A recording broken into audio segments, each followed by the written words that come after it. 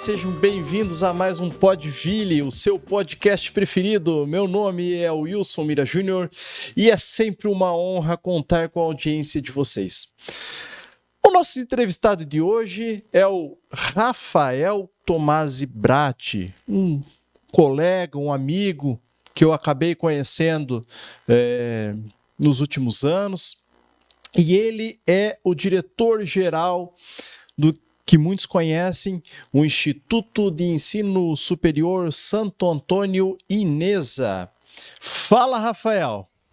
Tudo bom, Mira? Como vai? É uma alegria estar aqui também, né? Quero dar um abraço a todo mundo que está assistindo, né? Dizer que é uma satisfação vir aqui contar um pouquinho da nossa história, né? Contribuir um pouco aí com Joinville e aquilo que a gente puder aí apresentar e tomara que seja bem interessante para todos e que a gente possa aí ter mais uma alavancada aí no canal de vocês, no podcast que está começando e com muito sucesso, acho que vai dar tudo certo, vai ser legal. Obrigado, Rafael. Na verdade, a gente conversa aqui, eu costumo dizer que aqui nos serve muito mais para estar próximo dos amigos. E você é uma pessoa que, desde o começo, eu queria trazer.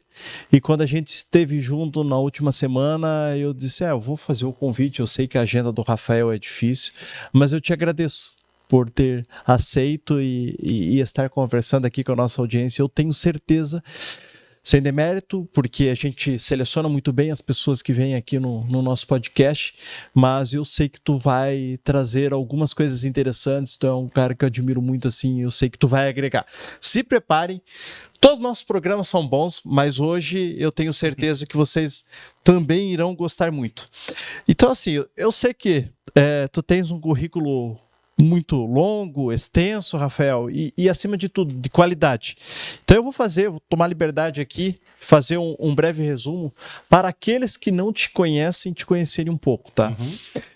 E me corrija naquilo que a produção preparou aqui, no material que foi impresso, algumas coisas eu confirmei contigo, mas como aqui nós prezamos muito pela espontaneidade, não tem problema nenhum a gente corrigir o que for necessário, Rafael. O Rafael Tomasi Bratti, ele possui graduação em Engenharia de Controle e Automação Industrial pela Universidade Federal de Santa Catarina. Tu se formasse lá em 1999, Rafael? Eu terminei o curso em 99, a formatura foi em 2000, lá em Florianópolis. Legal. Presencial, morou em Florianópolis. Fui morar em Florianópolis com 16 anos. Que experiência, hein? É uma experiência realmente muito interessante. Eu imagino que isso muda a personalidade, a formação. Não tem como não marcar a vida da pessoa, né? Porque assim, se a gente pensar, eu entrei na universidade com 95 anos, aliás, em 1995. Mas eu tinha 16 anos, eu fiz o vestibular, era a minha primeira opção de curso. Foram 4 dias de vestibular aqui na época, era um outro momento. E eu lembro até hoje, assim, da sensação do primeiro dia onde eu fui para a República, dos meus pais fechando a porta e voltando para Joinville. Eu disse, agora eu tô sozinho.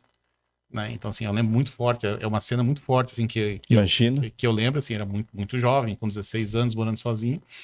Mas, assim, uma experiência muito, muito gratificante, assim, muda a cabeça, você está no meio de uma universidade muito grande, com muitos estudantes, né? Gente do país inteiro, do Rio de Janeiro, de São Paulo, e são momentos realmente, assim, passar a juventude fazendo, né, um curso de engenharia, um curso difícil, né, mas principalmente em Florianópolis, que é uma cidade que, né, praiana, né, com tudo que tem de bom. Capital do estado. Joinville é maravilhoso também, mas Florianópolis tem lá um lugarzinho guardado no meu coração. Sou joinvilense. Bacana. Tu começaste com 16 anos uma faculdade de engenharia da UFSC, uma das principais instituições de ensino do país, despontam nos principais rankings de qualidade. Eu comecei com 17 e achava que eu tinha começado cedo, Rafael. Então, e eu tinha feito o curso de engenharia de automação na época, eu não sei qual era a estrutura que eles tinham feito na época, mas eram 25 vagas no ano. Então, tu disputava com 20 mil vestibulandos, lógico, nem todos para fazer o mesmo curso que você, né? Mas com um nível de dificuldade para entrar nesse curso específico muito grande. Assim. Imagino que a quantidade de oferta eram 30 candidatos por vaga, uma coisa assim. Muito alto. E não só a quantidade por vagas, assim, o nosso último colocado do curso, né, 25º, né, poderia ter entrado em qualquer curso do curso de medicina, com qualquer curso ele teria entrado, porque eram muitos poucos alunos que eram provados. A nota lá em cima do último que tinha. Né, então, assim, uma... escolha mesmo. Foi uma escolha, assim, eu quero fazer esse curso. E na época tem uma aptidão para exatas, né, queria ser engenheiro, e aí estudando para engenharia elétrica, engenharia mecânica, e na época se falava na mecatrônica, né? Então, tipo, vou fazer curso de mecatrônica, botar robô nas indústrias. E aí o curso que mais se aproximava era o curso de mecatrônica da USP, se eu não estou enganado, o ITA, que era aeronáutico, né? E o controle de automação de Florianópolis. Não, eu quero fazer automação. E fomos para lá. Que bacana. Assim, encontrei pessoas maravilhosas, assim... eu acho que assim, né, quando você vai fazer uma faculdade, você sai da sua casa, você acaba encontrando também colegas né, e amigos que você faz pro resto da vida, que estão vivendo o mesmo momento que você. Então foi interessante. Pô, legal. Eu acho marcante, assim, eu tomo a liberdade, eu te conheço já há um pouco tempo, percebo quanto te marca. Eu também fiz UFSC, a minha formação é em Direito, não é pela UFSC, mas eu fiz na UFSC Administração Pública. Eu tentei conciliar o Direito com a Administração Pública. E eu não falo sem nenhum tipo de problema. Eu não consegui conciliar os dois cursos, e aí eu disse, não, vou ter que fazer uma escolha, e aí o Direito acabou falando mais alto, mas enfim, e isso vai nos marcando, né? E assim, a gente nunca tá fora da área, né? E eu vejo você no comando lá da instituição, uma instituição grande, e eu percebo o quanto tu acaba utilizando a engenharia, né? Porque a engenharia... ela nos define, né? Essa nossa formação inicial, né? Ela prepara... Ela desenvolve teu raciocínio analítico e lógico. Exato. Então, assim, para mim, a maior dificuldade depois a gente pode falar sobre isso, de vir trabalhar na educação, era adaptar o meu raciocínio lógico, analítico e pragmático a um local de trabalho onde as pessoas não são assim. Exato. Né? É mais complexo, é dinâmica social, humana. E principalmente, assim, né, no Santo Antônio, quando eu fui para lá em 2001, a grande maioria ainda né, eram de mulheres, professoras, com um formato de raciocínio totalmente diferente do engenheiro, e quem teve que se adaptar fui eu. Porque você quis lá. Eu estava chegando, eu era o estranho. Mas assim, a formação da engenharia, ela te prepara, né, para uma linha de raciocínio onde você consegue ser mais analítico. E de novo, a dificuldade é você conseguir abstrair dessa questão de ser extremamente analítico para conseguir ter relacionamento com as pessoas, e é difícil. Não é fácil. Eu imagino. Para o curso de engenharia, você não tem nenhuma disciplina de humanas. Você tem as disciplinas de física, de química, de cálculo, né? No nosso caso, de preparação de equipamentos para a indústria. E a gente teve uma disciplina lá no meio que era justamente a formação para tentar humanizar o engenheiro, e o professor não foi o professor mais feliz, não soube lidar isso com os colegas, mas a gente vê o quanto os engenheiros acabam saindo da engenharia e acabam indo para a área de gestão, justamente para essa questão analítica. E aí o que falta, que eu acabei buscando, é essa habilidade de trabalhar com as pessoas, né? E aí foi o resto da minha formação. E a gente tem os engenheiros, a gente vai prosseguir aqui com o teu currículo, mas a gente não faltam exemplos de engenheiros à frente dos principais cargos de liderança, empresas, né? A gente sabe disso. Mas eu também sei, Rafael, que dentre as tuas qualidades, você é um ser humano diferenciado, mas que se adapta muito bem e demonstra isso. Rafael tem mestrado em administração, e aí ele vai para a área da gestão pela Pontífice Universidade Católica do Paraná, a PUC. E como eu já mencionei anteriormente, é diretor-geral do Instituto de Ensino Superior Santo Antônio Inesa. Também já fez parte como membro do Conselho Municipal de Educação de Joinville. Ele tem a carreira dele também muito marcada pela educação e por isso esse é um dos motivos que a gente também gostaria de ter essa conversa contigo. O Rafael também faz parte do Conselho Municipal de Ciência, Tecnologia e Inovação de Joinville desde 2015.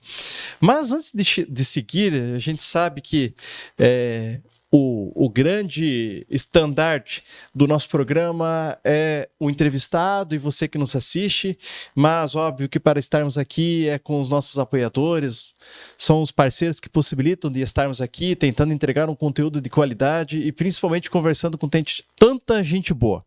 Então, para valorizarmos aqueles que valorizam esta programação para você: Red Horse Energy Drink, o energético do embaixador, Liderança Proteção Veicular, Rancho Timbé, Centro de Eventos e M5 Imports.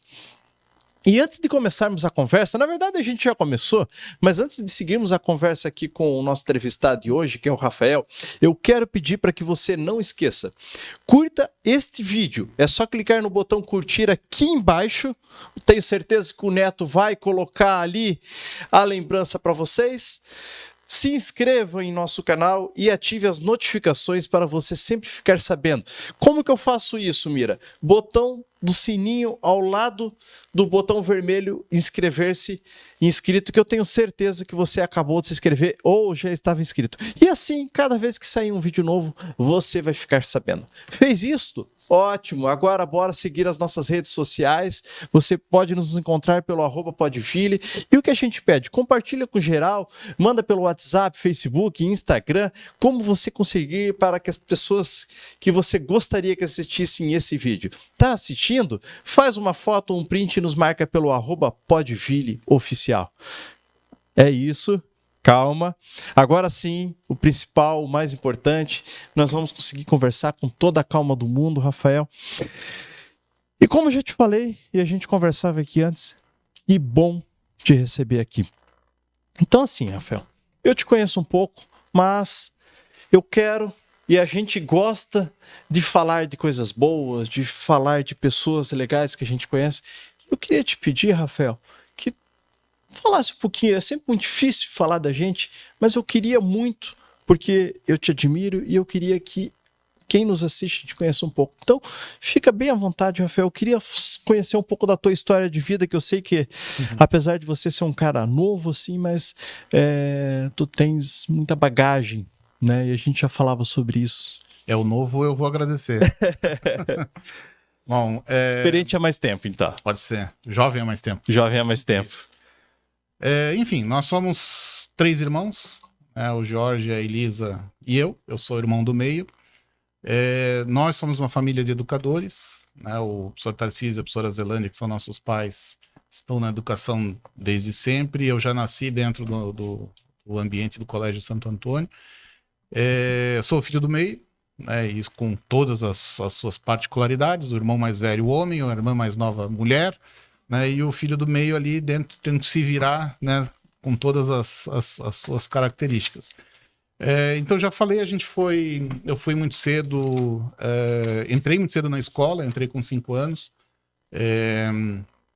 Na época a gente tinha só até o 8º ano, a 8ª série, depois do ensino médio. Sim. Tinha 13 anos quando estava fazendo o ensino médio, 13, 14, 15, 16 anos fazendo a faculdade. Então comecei muito cedo, sempre fui autodidata, sempre tive muito interesse em livros, sempre tive essa predileção pelos números, pela física, pela química, e optei por fazer a minha graduação em Florianópolis, fazendo a automação industrial. Logo depois que eu terminei a graduação, eu voltei para Joinville, eu fiz o meu estágio, meu projeto de fim de curso na Whirlpool, na época era o Multibras, na linha de refrigeradores, de freezers.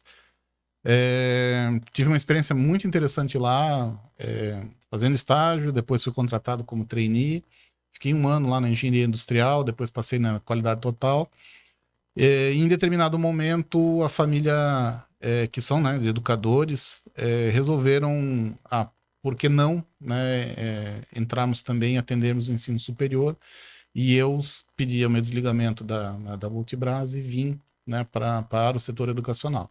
Dali para frente, educação entrou na veia, efetivamente, eu assim, trabalho já desde 2001 dentro do Colégio Santo Antônio, que é o colégio da família.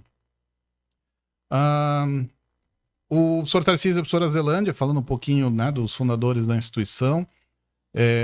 Meu pai, ele tem de uma família de 12 irmãos. Família grande, Rafael. Italiano, né? O Bratti. Então, o Tomasi também. Os dois Tomasi, Bratti, italiano. Isso. Eu sou cidadão... Tu tem cidadania europeia. Uhum. E o meu pai, na verdade, o meu avô, né, o nono Pedro, ele tinha 18 anos, ele tinha 19, casou com a minha nona com 18, e os dois foram morar no interior de São Lugero.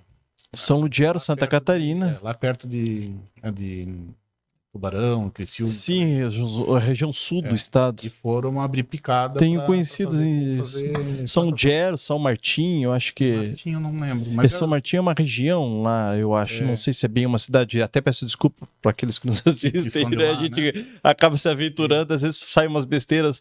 Aliás, desculpe te interromper, Rafael. Quem sentiu a ausência do Ivan, quero dizer que o Ivan continua, está forte conosco no projeto.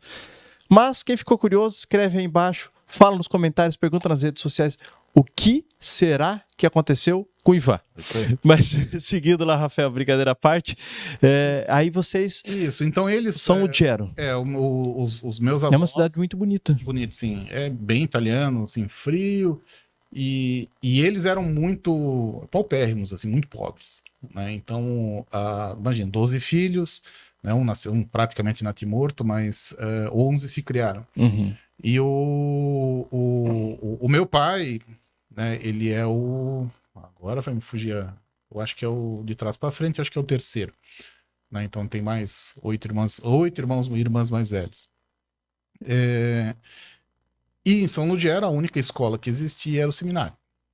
Certo. Né? Naquela época, 1949, 50, 51. Imagina, estamos falando em período de Segunda Guerra Mundial. Isso. E quando o meu avô se mudou para lá, e assim começa a plantação, é coisa de colono mesmo. E o que o grande diferencial, que era o meu avô, acho que até era mais a minha avó do que o meu avô, os meninos têm que estudar. E o estudo era no seminário.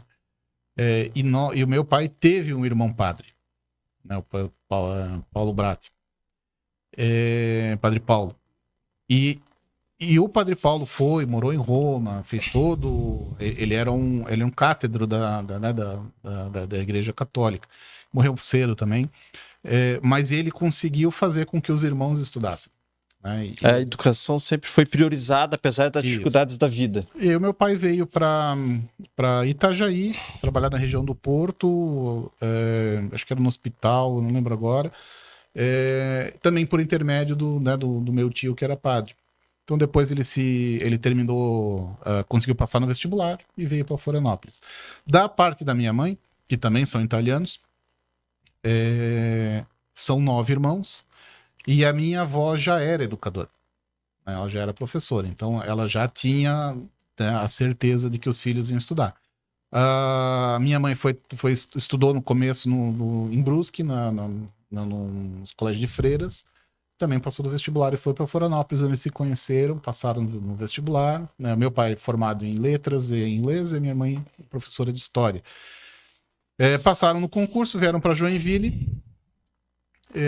E aí, nos meados ali de 76, 77, já tinha meu irmão, o meu pai resolveu, por não discordar de algumas situações, as escolas de Joinville eram mais centrais, as privadas principalmente eram mais centrais, disse, vou montar a minha escola.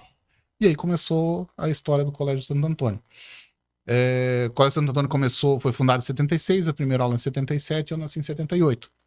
A tua gênese, o teu nascimento, a tua vida e o Inês, ele... Isso, dentro da instituição desde o começo. Minha irmã de 84, também, né, dentro desse contexto como um todo. Então a história do colégio é uma história bonita, assim, de empreendedorismo, de visão de futuro, né, de um casal de educadores que olharam e achavam que poderiam oferecer uma coisa diferente para a cidade.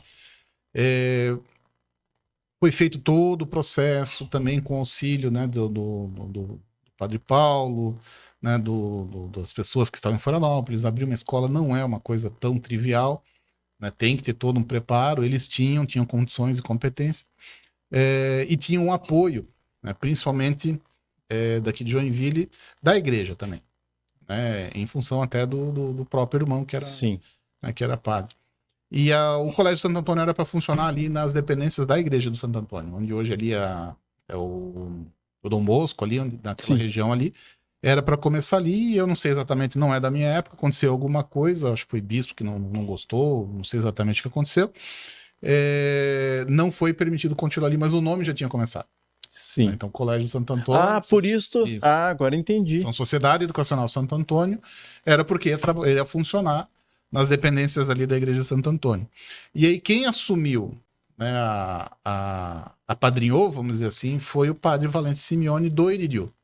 Então, como não podia ser mais na Igreja de Santo Antônio, o padre Valente do Iririú da São Sebastião disse: não, pode vir para cá que eu vou emplacar, eu vou acreditar no projeto, nós vamos trazer para o Iririú.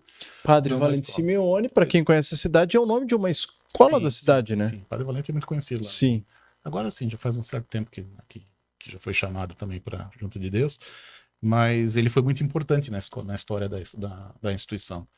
E aí, eu não sei se tu conheces ali na São Sebastião, tem as salas onde acontece a catequese. Sim. E ali começou as aulas do Colégio Santo Antônio. Isso em 77. E aí a escola dali começou a crescer. Teve que sair dali porque não cabia mais. Sim, vocês ficaram grandes para o local. Funcionou aí foi construída a primeira sede que fica hoje onde é o posto de saúde do Iririú, aquela da instituição ainda, aquele prédio. E assim, aí, né, o professor Tarcísio contava, né, as coisas que para nós hoje parece que são absurdas. Né? Mas ele falou uma vez para nós que ele vendeu uma linha de telefone para fazer a laje do segundo andar do prédio. Sim, porque então, assim, tinha valor comercial. Tinha um valor muito alto, elevado. Uma linha de telefone. Então, ali funcionou. Eu estudei ali até a 8ª série. E em 96 foi construído o primeiro prédio onde a gente está hoje. Daí no endereço ali. Ali no endereço na Papa. 96, aí em 2000 foi feito o ginásio. 99 foi feito o ginásio. Depois foi feita a biblioteca. Né? Aí eu já estava na instituição a partir dali. Nós subimos mais um andar, tiramos o telhado, refizemos cálculo estrutural, tudo certinho. Mais um andar, um terceiro andar. Isso foi em 95 para 96. E agora, durante a pandemia, a gente subiu o prédio administrativo ali, as salas. Eu conheci. E assim, Rafael, a gente já acabou entrando no Inesa, né? Porque eu sei que a tua história, né? O próprio nascimento dela se mistura, né? E não tem problema nenhum. Como a gente sempre comenta, que o Ivan sempre diz, o roteiro é não ter roteiro. Mas o que me chamou a atenção ano passado foi quando eu percebi, eu mais zona sul da cidade, região central, zona sul, mas eu acho muito importante porque essa função social que vocês exercem lá de levar a educação de qualidade, vocês são conhecidos por isso, mas para uma região não tão central da cidade. E isso a gente fala hoje, a gente sabe que a região ali do Iririú e todo aquele grande Iririú, né, como a gente pode falar, hoje é muito desenvolvido, tem vida própria, é quase um distrito, né, autônomo, você praticamente não depende do centro da cidade para basicamente nada, não depende mais absolutamente nada, né? Mas tu imagina isso alguns anos atrás, quando o professor Tarcísio e a professora Zelândia foram pioneiros, assim. E quem estiver ouvindo a gente, né, e tiver tido a experiência de ter estudado no prédio onde hoje funciona a Unidade Básica de Saúde ali do Iririú, e foram várias pessoas ali, e se lembrarem, aquela rua ali era de barro. Onde hoje aquela rua que vai até lá na 1001, lá na frente. Sim. Aquela rua era de barro e tinha uma espécie, não uma floresta, mas tinha um bosque no final da rua. Então, assim, a escola funcionava literalmente numa rua de barro, né? A Rua Iririú era toda pavimentada, não, era toda de paralelepípedo, e a Papa também. E eu lembro, assim, de desfilar 7 de setembro com fanfarra, pisando no paralelepípedo. E aí o bairro foi crescendo, né? Então, hoje o Iririú tem agência de banco, Sim, sim, é muito grande. tem praticamente tudo. E a escola veio crescendo junto, né? Da escola cresceram várias pessoas que passaram por ali, que hoje têm seus filhos lá, seus netos, né? E sempre com esse foco, assim, era um dos valores, né, que o professor Tarcísio e a professora Zelândia sempre tiveram, e é uma coisa que a gente nasceu respirando com isso, é que a educação é que consegue fazer a diferença na vida das pessoas. A Lógico, transformação e o desenvolvimento. tem exceções, evidente, né? Sim. Mas a grande maioria das pessoas que têm uma boa educação acabam tendo uma vida mais proveitosa, mais feliz, né? E conseguindo atingir objetivos da vida, enfim. E essa construção desse ideal para essa instituição sempre foi buscando o melhor. Isso não quer dizer que a gente sempre acerte, né? Mas a gente sempre tenta buscar aquilo que é melhor para os nossos alunos. E para nós, eu acho que o principal, né, testemunho de que a gente está conseguindo perseguir esse ideal é quando os pais da minha idade, enfim, que já passaram por ali, trazem os filhos. Imagino o quanto isso deve ser gratificante, porque é um atestado que vocês recebem que alguma coisa fez de diferença na vida daquela É um família. reconhecimento, né? Eu acho que reconhecimento é muito importante, né? Eu sei que vocês possuem essa característica familiar, mas eu vejo muito profissionalismo, muita competência, mas sempre tem esses vínculos. E eu acho que isso, independente da questão estratégica, como é tratado como empreendimento, mas esse lado humano, assim, né? Eu acho que ele é muito gratificante, assim. A gente... ele aflora em vários momentos, assim. Depois a gente vai falar um pouquinho sobre pandemia e a gente sempre construiu junto com os nossos colaboradores uma relação aberta, transparente. Se eles estão lá conosco, nós acreditamos neles, né? E eu acho que isso também constrói um ambiente melhor para trabalhar.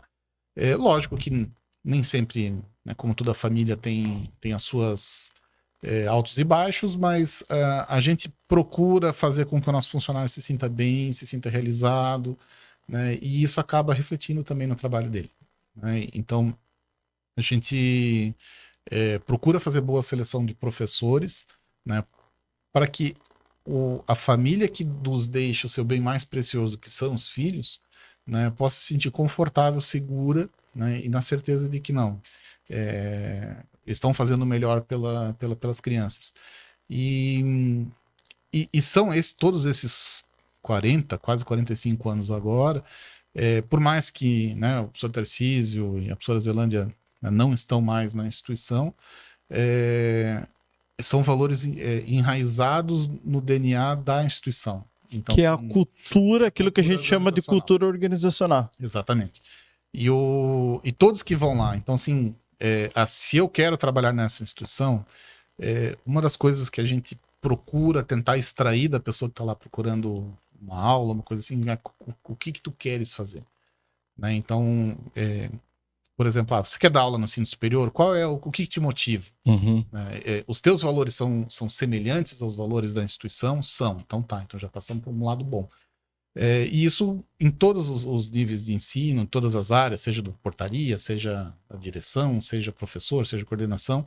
O que a gente quer é que todos tenham o mesmo norte, né, com as suas particularidades, com suas divergências de pensamento. Acho que isso é salutar também, mas que todos trabalhem e remem para o mesmo lado. Sim. Né? E eu acho que isso a gente tem conseguido atingir, e isso tem feito a escola crescer. Né? Hoje a gente está com 176 funcionários, cada ano que passa a gente vai crescendo, os cursos novos chegando, ensino médio novo chegando, coisas que estão acontecendo, que foram planejadas para o país, né? E a gente está fazendo a nossa parte, entregando também. Bacana, Rafael. Assim, você que está nos assistindo, não é por estar aqui na tua frente, Rafael, e falo com absoluta isenção, né? Não temos uma vinculação, não sou professor da instituição, minha agenda também não permite, mas em todas as ocasiões que eu estive lá com vocês, Rafael, eu sempre percebi um pouco disso, do que você falou, e é muito como relatasse. Desde o porteiro, a recepção, com simpatia, te conduzem, tu pergunta uma informação, eles te levam junto. Eu tô perdido lá, eu quero saber onde é que eu vou, o que eu vou fazer. Eu pergunto para qualquer pessoa que tá passando, a pessoa, não, eu tô indo para lá, vamos junto. Percebe-se isso muito assim. E eu também, assim, te digo, Rafael, tem alguns conhecidos amigos que lá trabalham ou que já trabalharam na instituição, e os relatos assim são sempre os mesmos. É um local muito bom de trabalhar. E eu acho que o professor não só o professor, mas o gestor, eu sei que vocês não é um corpo não formado só de professores, mas eu acho que, sobretudo, o que nós procuramos é isto. E eu sinto que as pessoas guardam, os que estão lá hoje, geralmente são por longos anos, então acredito que tem bons motivos para continuarem. E também aqueles que por algum motivo já passaram, saíram, não conseguiram continuar, por questões, outros desafios, outros projetos, também guardo uma boa lembrança e às vezes até com intenção de retornar quando possível. Mas, Rafael, a Elisa, ela é gestora contigo lá na instituição. A sua irmã mais nova? Ela é mais nova. Mais nova, caçula então? Caçula. Aí tu leva como caçula ali na instituição? Não, ela já, assim, nós já somos jovens há mais tempo, né? Tanto eu quanto ela. Eu sou 6 anos mais velho, mas ela é muito competente também, né? E a instituição é muito grande. Então, assim, pode parecer que não, comparado talvez com grandes grupos econômicos de educação, nós somos pequenos, mas o negócio educação, o negócio escola privada, ensino superior privado, ele é muito complicado. Sim. Né? E tanto eu quanto ela fizemos mestrado, eu fiz na área de gestor intermediário, ela fez na área de recursos humanos, mas os dois estudando o funcionamento de escolas. No meu caso, mais ensino superior. E por incrível que pareça, assim, algumas ferramentas que foram desenvolvidas, às vezes, por exemplo, a Toyota, né, não funcionam num ambiente onde o principal diferencial das pessoas é o capital intelectual. Sim. E principalmente se a gente considerar a autonomia dos profissionais, é como uma banca de advogados. Né? Pois uma banca de médicos, uma boa comparação. Né? Não funciona a hierarquia de cima para baixo. Ela não funciona. É o ser humano, né? É o ser humano, e quando o professor está na sala de aula, ele é o gestor daquele ambiente. Tudo bem, hoje em dia a gente não usa mais aquela coisa de impositivo, professor autoritário, isso não funciona mais, mas para todos os efeitos ele é a pessoa mais... Sim. A pessoa que comanda aquele espaço no intuito da criação do conhecimento por parte dos alunos. E não adianta impor. Né? Então, a principal diferença e a dificuldade é que a gente consiga, numa instituição que trabalha os 3 turnos, de manhã, tarde e à noite, né, conseguir um gestor só. Então, a gente se dividiu. Então, a professora Elisa, ela trabalha de manhã e de tarde à frente da escola, e eu de tarde à noite à frente do ensino superior, e nas questões administrativas a gente toma decisões em conjunto. Né? E tem funcionado de uma maneira relativamente boa. Né? Eu nunca tinha assim percebido isso, mas é interessante isso que você fala. Além da gestão, assim, digamos, compartilhada com a professora Elisa, você tem em cada sala de aula, ainda que não seja impositivo, você tem espécie de gestores nas salas de aulas, líderes em cada sala de aula, e vocês têm uma quantidade enorme de alunos, enfim, a estrutura de vocês realmente é muito grande. E imagino que é uma engrenagem que demanda muito esforço e mais de uma cabeça para... E cada pedacinho da instituição... nós temos setor financeiro, setor comercial, setor de marketing, setor de recursos humanos. Assim, é uma empresa, né, uma escola do nosso porte já é uma empresa grande. Sim. Né, e ela só funciona, né, se todo mundo estiver bem alinhado.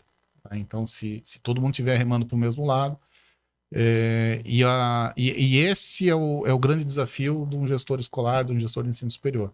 Aí no ensino superior ainda tem uma outra, principalmente das públicas, ainda tem uma outra dificuldade, que é a questão da eleição dentro da própria universidade, né? Que elege os seus os seus reitores, enfim.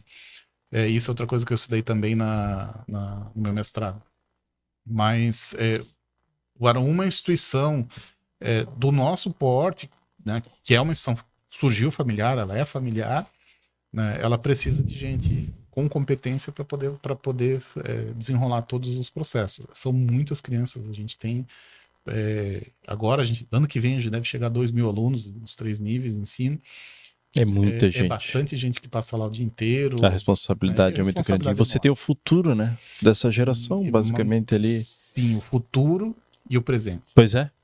Né? Porque se você tem uma criança, por exemplo, de 5, 6 anos de idade, ela vai ficar lá conosco 4 horas no mínimo, depois vai ficar no período da tarde e à noite vai dormir. Então ela passa 1/3 da vida dela. Mais na escola que com a família. Né? E na escola onde ela aprende a que o mundo não é só ela. Né? A família é o lugar da unidade. Então, assim, onde pai e mãe, ainda mais agora nos tempos atuais, giram, eles orbitam em torno da criança. E na escola essa criança é mais uma criança. Então, é o local da diversidade. Né? Então aí ela aprende que ela não é o centro do universo. Ela e aí tem o choque disso. Aprender regras sociais, de convívios sociais. Então a escola não é só conteúdo. O conteúdo hoje em dia tem internet, tem um monte de coisa, você aprende sozinho. Socialização também. Principalmente socialização, principalmente depois do momento de pandemia que a gente viveu, né, onde as crianças ficaram efetivamente em casa.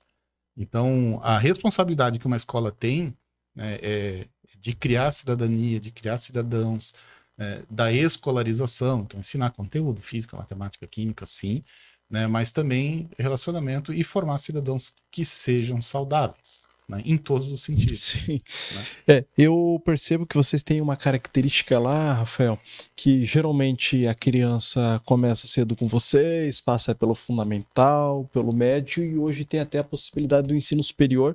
E a pós-graduação também. E a pós-graduação dentro da mesma instituição.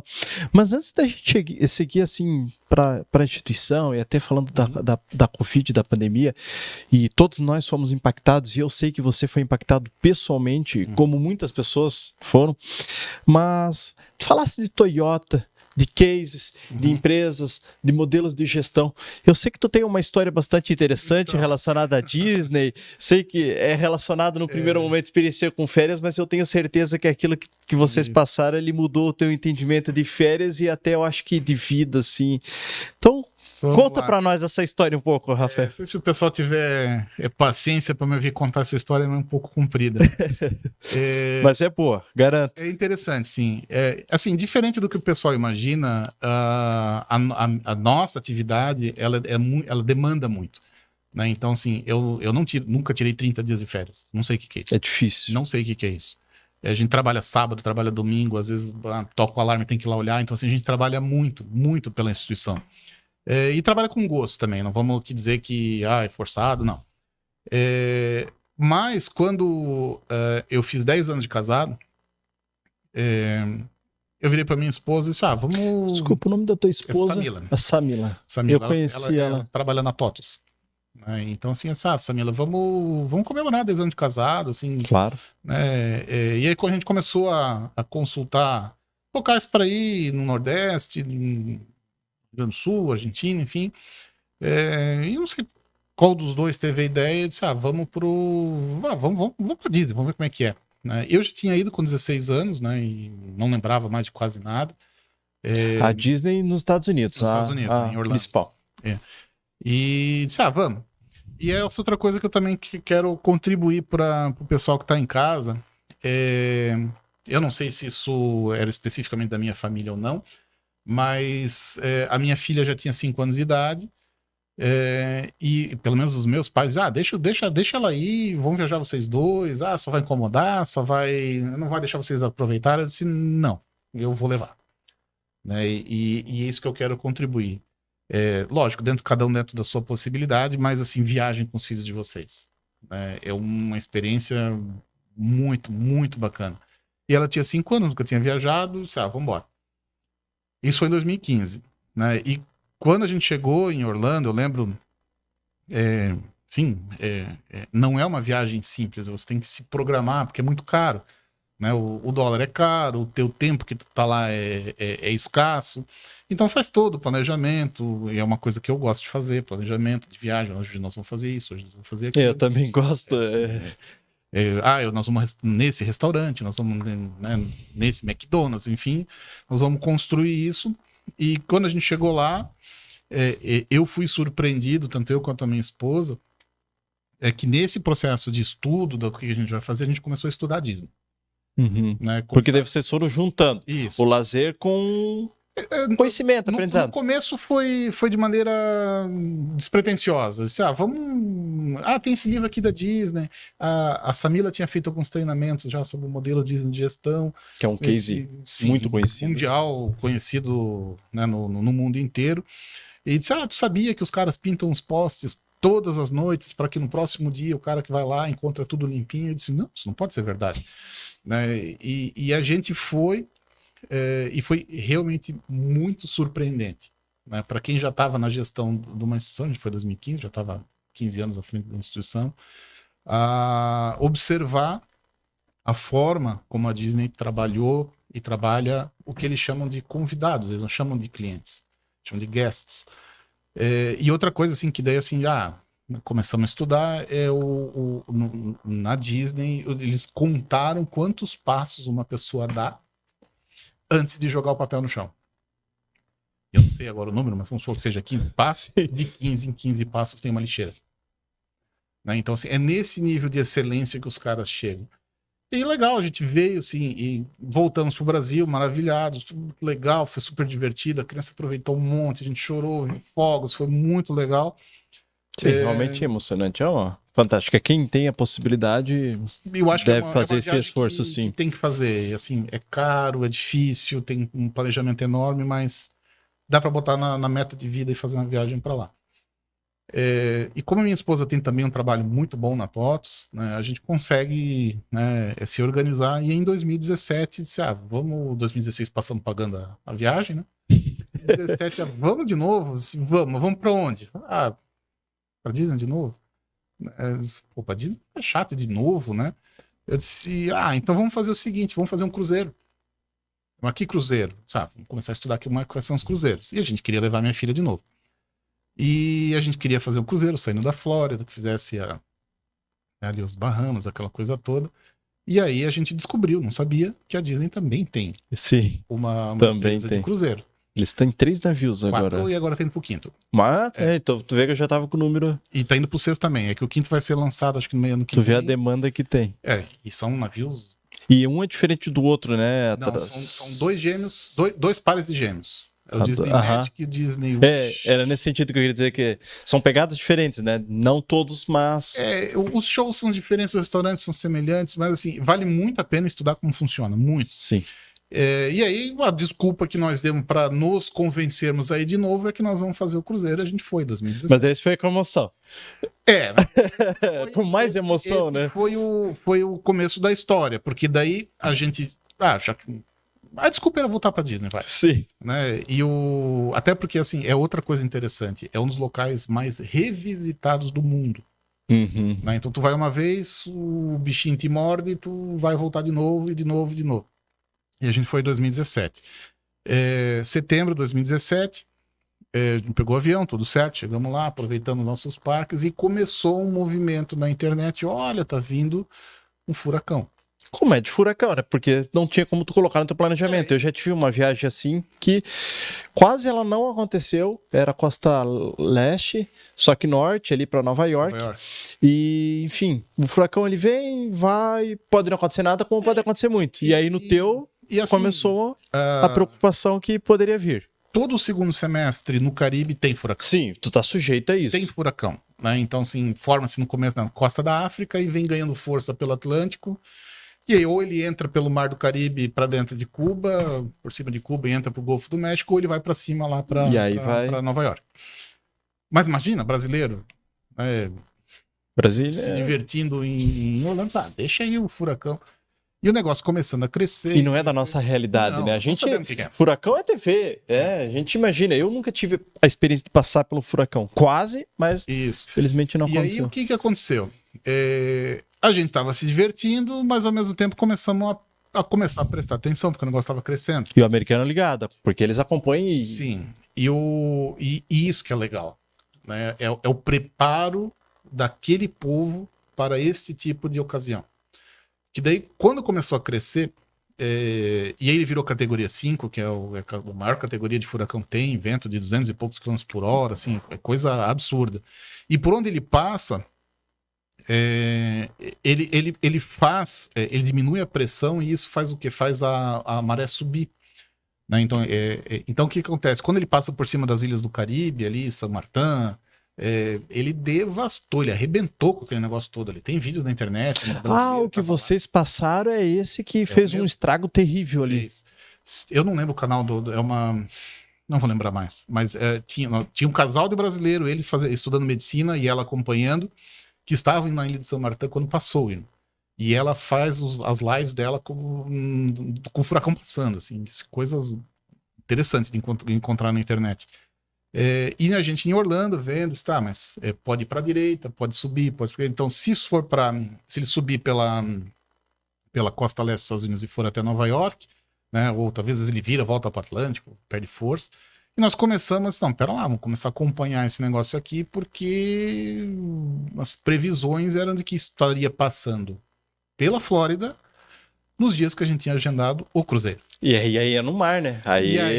Coisa assim, aí a gente só recebe vídeos legais, assim, né? Os caras voando pelo vento, os navios balançando, assim, o que nós vamos fazer agora? E aí, assim, a gente viu a preparação, isso foi legal. A gente estava hospedado num hotel da Disney, isso também foi outra coisa que nos facilitou. A gente começou a encontrar os brasileiros lá, todo mundo perdido. E aí o furacão, que furacão, mas que furacão não tá sabendo? Né? Então, uma das coisas que a gente tomou a decisão, a gente tinha várias possibilidades. A gente podia cancelar o cruzeiro e vir embora. A gente poderia sair do estado dirigindo. A gente tinha alugado o carro, poderia ir para Geórgia. Sim, adentrar o interior, né? Ir para dentro. A gente poderia devolver o carro, pegar um avião e ir para outro lugar. Teve um casal de brasileiros que fez isso, foi para Nova York. Né? Ou a gente ficava ali. Né? E ficasse ali, vamos ver o que acontece. E foi a decisão que a gente fez. Senão nós vamos ficar. Né? Nós vamos ficar e vamos ver o que acontece. E aí a gente começou a ver, né, como a Disney começou a tratar os seus hóspedes na certeza de que o furacão poderia passar por ali. Então, conforme foi avançando os dias, né, e o furacão vinha se aproximando da Flórida, os modelos computacionais que eles fazem lá começam a prever qual que vai ser o caminho. Quando vai tocar, o caminho, isso. Enfim. E aí, cada vez mais foi se afunilando de que ele ia passar por Orlando. E a certeza vai vindo. Isso. E o medo também. Então, uma das coisas que é legal é assim, o que tu faria? Se estivesse lá, num hotel, o que tu faria? Qual é a primeira coisa que tu ia fazer? Bom, preparar o que vamos precisar. Segurança, abrigo, alimentação, mas tu tá num hotel. Ok. E a programação. Né? A primeira, água. Exatamente. Água. Aqui. Água. A primeira coisa que costuma estragar é a estrutura elétrica. Porque os postes caem, né? Os transformadores da rua explodem, porque os fios começam a se encostar. Então o que falta? Eletricidade. Mas eletricidade não, a gente vive, mas começa a faltar água porque as bombas não funcionam. Né? Então, o que a gente faz? Encher uma banheira, nos Estados Unidos todo o quarto de água. Para jogar no bacio, para tomar, né? Sim. Aí a segunda, comida. Aí, então vamos pro supermercado se preparar para os dias que vão vir, que a gente vai ficar, sabe o que vai acontecer. E essa foi a primeira sensação interessante, assim, que a gente viveu. Não tinha mais nada de comida.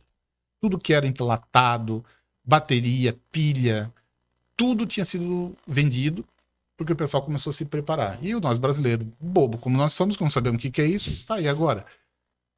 E aí veio o lado da companhia da Disney. Isso que eu sou fã e assumo.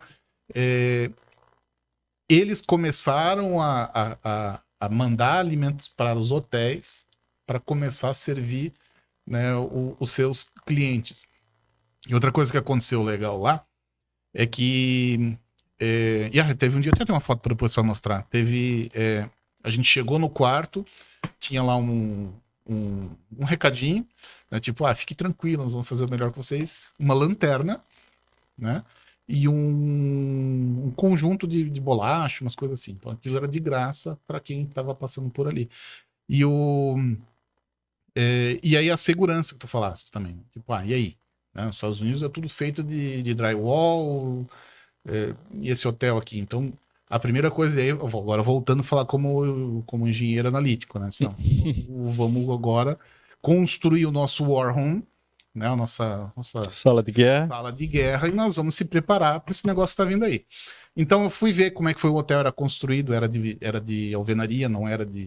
Né? Alguns hotéis não são de alvenaria, assim, só a estrutura, mas as paredes são de drywall. Não, beleza, tá.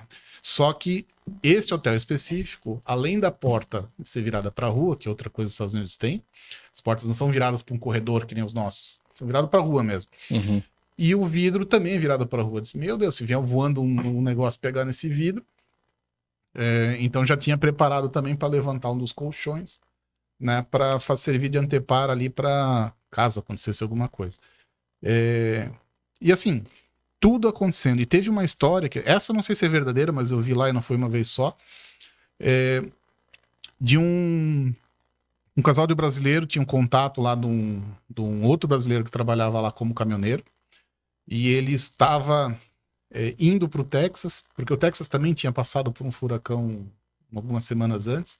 Ele estava levando um carregamento de água para o Texas.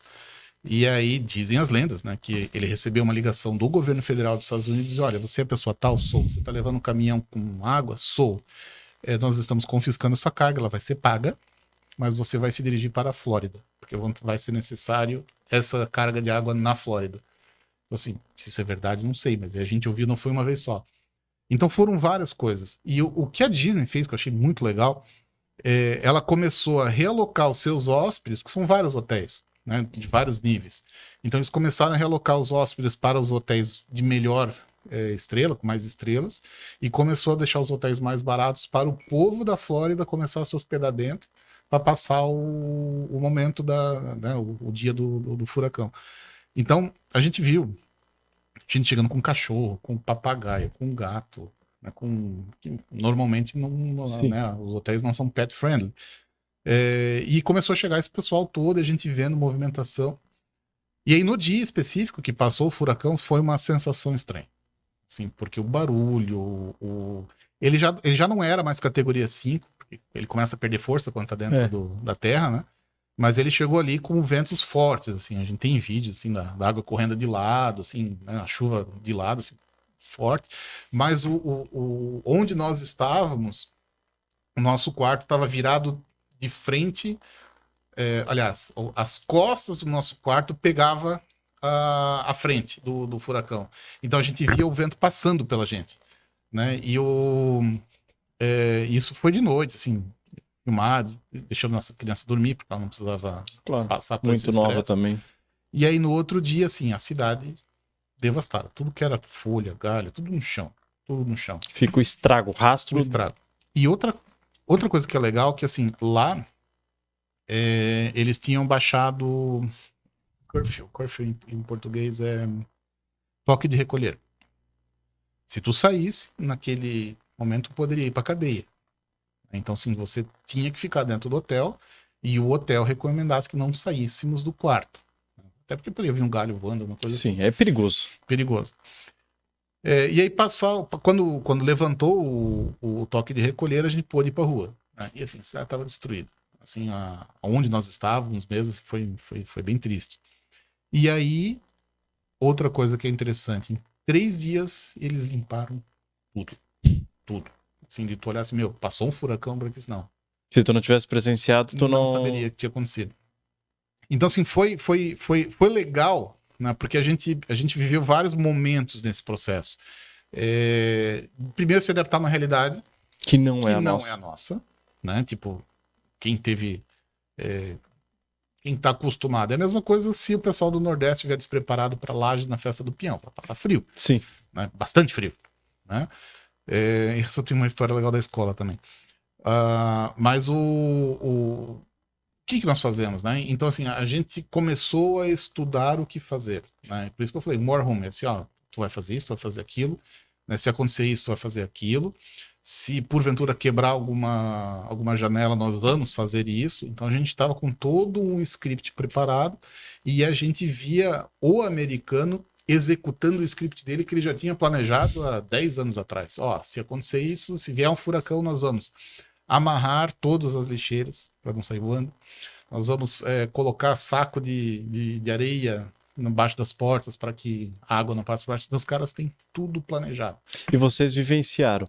Então, essa preparação de vocês, o americano já é preparado, o governo agindo previamente pela essa história aqui. Aí assim, é legal. O governo é legal. O governo, isso eu me emociono, porque assim, aí comparado com o Brasil é difícil. O governador dos estados da Flórida, lembro agora, Kelly, uma coisa assim, ele estava 24 horas por dia na televisão passando instruções. Então, eu tenho vídeo, eu não trouxe, mas eu tenho vídeo que ele dizia assim, olha, não importa se você é pobre, se você é rico, saia da costa. Se você não conseguir da costa, tá aqui o telefone e nós vamos te buscar. Né? Então, apoio e suporte. Né? Então, assim, não era o governador mais popular da Flórida, mas ele assumiu um papel de liderança naquele momento, que assim, tu olhava e ficava assim, não acredito. Né? E assim, depois a gente viu coisas que aconteceram no Brasil, com as tragédias que aconteceram aqui, os nossos políticos. Nós temos enfim. Petrópolis. Petrópolis, aquela da Vale, como que é? Brumadinho. Pega o helicóptero e passa por cima. Não. O cara, ele chapéu de bombeiro, né? E aqui, ó, organizava. Nós vamos, bem legal também, lembrei. Ele no começo do momento, o que ele já saiu fazendo? Ele abriu todas as cancelas de pedágio. Para as pessoas poderem evacuar a cidade. Para poderem evacuar o estado e isso não ser um empecilho. Sim. O dólar não, né? A garrafinha d'água lá custava, sei lá, $1 a garrafinha, não lembro agora. Quanto que tu acha que foi o preço da garrafinha d'água na escassez? Cents. Os caras baixaram o preço. E aqui a gente vê justamente uma postura, né, equivocada e errada. Então, assim, foi uma experiência de organização, de choque cultural, né, de esperança, de humildade, de ver, nossa, né, a força da natureza realmente é diferente. E o quanto que o Brasil é abençoado que não tem esse tipo de coisa. Acontece as nossas desgraças, muitas delas poderiam ser evitadas, como desbarrancamento, esse tipo de coisa. Mas nós não temos, assim, momentos de grande tragédias naturais como os caras estão preparados. Né? Então, foi muito legal. E a gente veio de lá, a gente perdeu o voo, aí cancelaram todos os voos ficou uma semana sem o aeroporto voltar, porque precisava limpar a pista. A gente teve que se realocar de hotel. E aí entra outra coisa, né, que me deixa cada vez, né, me deixou cada vez mais fã da companhia.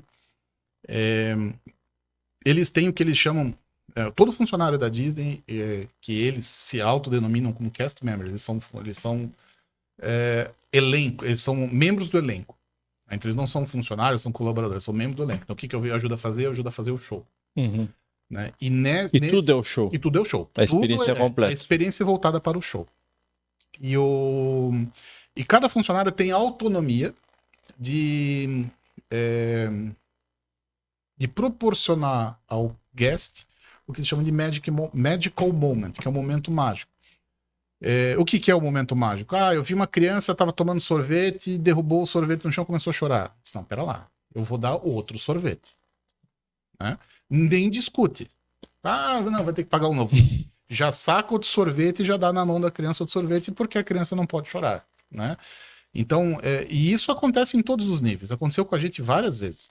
Né? E uma delas que aconteceu é que a gente estava nesse hotel, que era um hotel mais barato deles, evidente. Né? E aí conta toda a história pro atendente. Olha, não era para nós estarmos aqui, era para nós estarmos no cruzeiro, então a gente não tem reserva.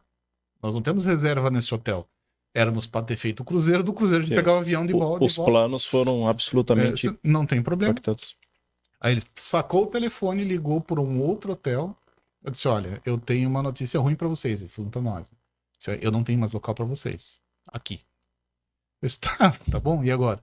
Mas eu consegui no upgrade no hotel de vocês, vocês vão pra lá pagando o mesmo preço que vocês não pagaram aqui. Tá bom? E qual que é uma notícia? Fomos pro outro hotel. Chegamos no outro hotel, conta a história toda de novo.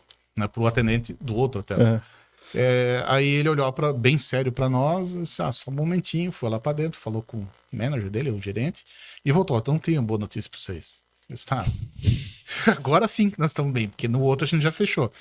Eu disse, olha, o quarto que ele reservou pra vocês não está disponível, mas eu consigo fazer um upgrade do tipo de quarto pra vocês, pagando o mesmo tempo que vocês pagaram lá. Então a gente acabou ficando num dos quartos mais legais do hotel, pelo preço que a gente tá falando. Então, são essas coisas que a gente vê e que aconteceram com a gente, que são. Se a gente trouxer para o nosso dia a dia, tá? E aí agora estou falando de maneira geral, se a gente conseguisse fazer com que o nosso cliente se sentisse assim.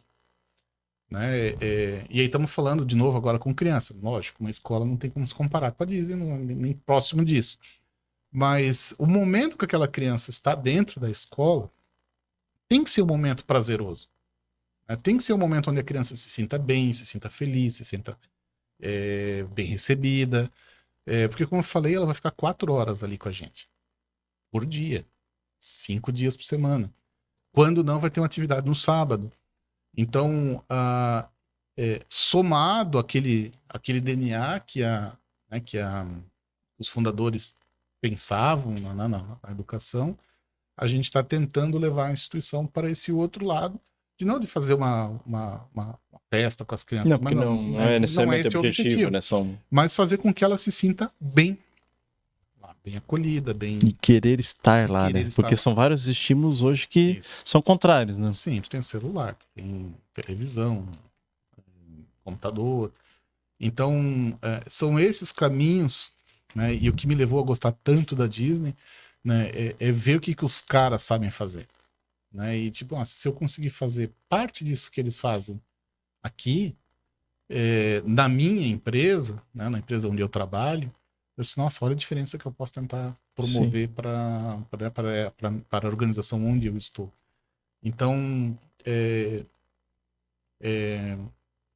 o desenvolvimento, né, da filosofia Disney de trabalho, como tu falasses, é case no mundo inteiro. Então, assim, muita gente vai para a Disney, não para conhecer parque, Mickey, vai para conhecer como funciona aquela organização. É uma cidade com quase 30 mil habitantes. Sim. É gigantesco. Tudo é baseado em experiência. Mas aproveitando a tua deixa, Rafael, essa situação, planejamento, daí os planos não saem como esperado, vem uma situação hostil, indesejada, porém não prevista, porque realmente não tem muita antecedência. A gente reclama aqui da nossa previsão do tempo, mas eles se preparam, eles dizem que pode vir, daqui a pouco vem ou não vem, enfim. Você tem planos e os planos não acontecem como previsto. Isso 2017. Isso foi 17. Agora só para a gente cortar para 2019, Covid 2019, na verdade, março de 2020. 2019 surge lá pela China, há relatos, a gente começa a acompanhar, tem um negócio acontecendo lá na China, ela está pelo Oriente, está vindo, o primeiro caso não sei onde, uma situação terrível na Itália. Passou o nosso carnaval, e eu me lembro bem também, passou o nosso desfile de 9 de março. Foi 19 de março. No dia 18, 19 de março, Santa Catarina, restrição. Fecha tudo. E aí é uma semana, 2 semanas, ninguém sabe de nada, todo mundo é especialista, mas ninguém sabe de nada. Isso. Planejamento de vocês, eu sei que é um baita gestor, vocês tinham metas, tinham planos, e aí o mundo inteiro é impactado. Eu soube da tua perda pessoal, teu sogro, professor Tarcísio, fundador do Colégio Santo Antônio, do Inesa, de uma forma, né? Não deixa de ser. Lamento, né? Já falei isso para você. Sei que é dolorido, é pessoal, mas a instituição precisa seguir. Sim. Como que faz e como que fica o setor educacional? E assim, a gente preza muito pelo tempo, muito grato pela tua presença aqui, Rafael. E eu sei que a gente teria aí para alguns podcasts, a gente podia ficar umas 3 horas aqui, mas como que passa a instituição e essa retomada pós-pandemia, Ok. Covid-19? 19 eu tirei férias de novo e eu estava nos Estados Unidos. Essas microférias mini férias que a gente acaba Dessa tentando. vez eu tinha de tanto falar de Disney, de tanto estudar e de tanto eu quis levar o meu coordenador do ensino superior para que ele conhecesse. Nunca tinha saído do país, eu disse, eu vou te levar. Lógico, ele pagou a dele, eu paguei a minha, né? Mas a gente foi passar o Réveillon lá. Né? E assim, cada vez que... É difícil, parece bobo quando a gente fala, né? Mas cada vez que a gente vai, a gente aprende uma coisa diferente. E uma das coisas que a gente tinha se organizado no começo de 19, porque daí assim, o pessoal pode imaginar, pô, tem dinheiro para ir, mas desculpa, não, Rafael, o Réveillon de 19 para 20? 19 para 20. A gente passa planejando de 2 em 2 anos as nossas viagens. Então, assim, por quê? Porque não é um passeio barato, então a gente também tem que pagar. O dinheiro O dólar alto também não favorece, né? Então, no começo quando eu voltei de 2000, nessa época de 17 para 18, eu disse, vamos montar um grupo para ir? Ele disse, vamos lá. Então a gente começou a se organizar. E em 2019, março de 2019, a gente descobriu numa dessas últimas idas que nos finais de ano os brasileiros vão lá trabalhar, os acadêmicos de ensino superior passam por um processo de seleção extremamente difícil e vão fazer intercâmbio de trabalho na Disney. Então, assim, aí eles passam lá aprendendo, fazendo trabalho braçal, mas, assim, conhece a cultura. Imersos naquele ambiente. Isso, volta com inglês legal, entende a cultura, como funciona. E nós tínhamos nos programado para que os nossos alunos se habilitassem aí e nós estaríamos lá no final do ano, dia 19 para 20. Nossos alunos passaram na primeira fase, aliás, eles conseguiram se inscrever na primeira fase. Os ingressos para inscrição, 5 minutos acabaram no país inteiro. Aí dois foram para São Paulo, um foi para Porto Alegre para entrevista em inglês. E, infelizmente, eles não conseguiram ser aprovados, mas... Sim, porque é um processo difícil.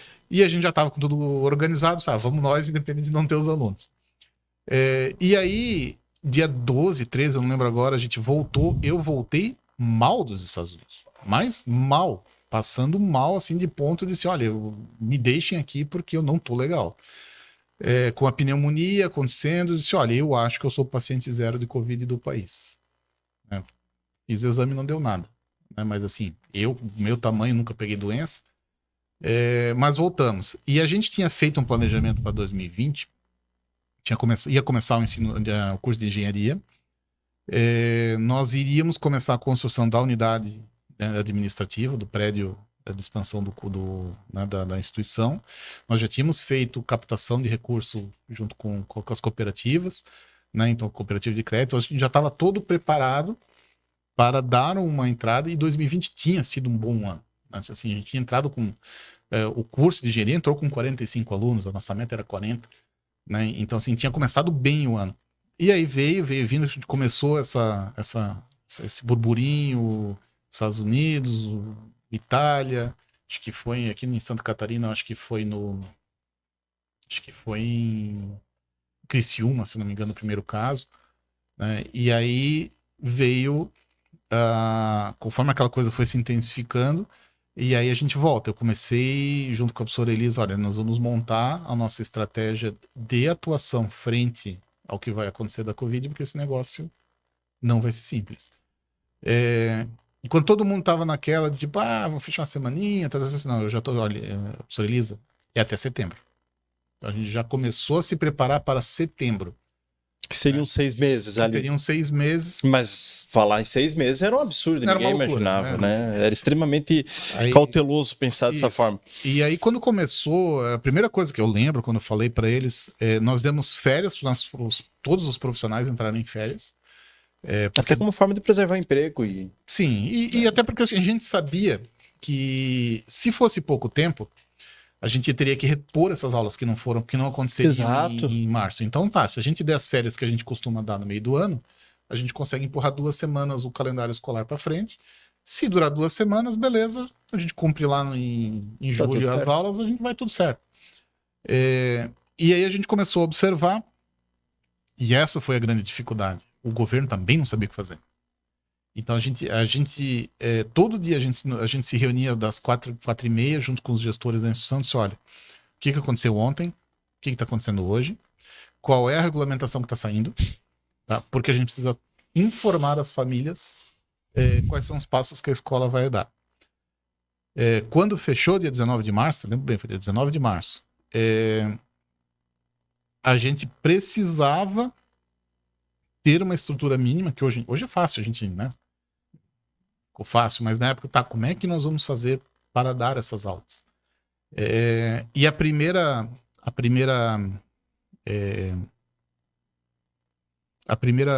estratégia que a gente poderia ter tomado era justamente fazer o EAD tradicional do Brasil. Sabe? Manda o documento para casa, o aluno prepara, manda para a escola, a gente busca em casa. Eu disse, não, isso não vai funcionar. Não com criança. Então vamos fazer diferente. Nós vamos fazer a aula remota. Ok, como é que nós vamos fazer a aula? Escolhe uma plataforma. Né? A gente tinha o Zoom, a gente tinha o Teams, a gente tinha o Google. E para nós estava um pouco mais próximos, que a nossa escola já usa o sistema Microsoft, vamos para o Teams. Foi uma escolha consciente. Mas assim, hoje a gente olha com um olhar de retrospecto, mas isso tudo no calor do acontecimento, Tudo e no aí calor do acontecimento vou investir, vai durar, não Isso. vai? Com as Dosando famílias, ali a mão, né? E as famílias... No começo, né, em março, tava todo mundo nessa, era 2 semanas, beleza, tira umas crianças, vou tirar umas férias com a minha família, tá tudo certo, daqui a pouco passa, a gente volta, tudo bem.